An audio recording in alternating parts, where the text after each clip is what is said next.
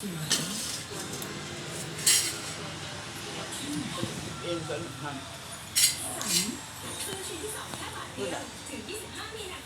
มันอ่อนอ่อน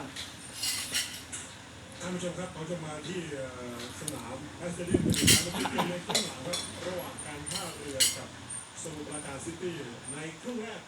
สนุกเลยครับสกอร์เสมอกันอยู่ที่1-1นะครับ มันร้อนนะลูกนะมันร้อนทางคุณจับพอนวะ เขากูพูดแล้วกูจักกูจัก คุณจับ กูจักนะ มาเฉียงอีกมาเฉียงกินอีกอ้าว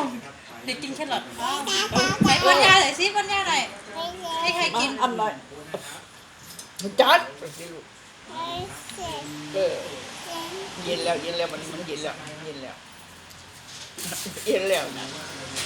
กูจัก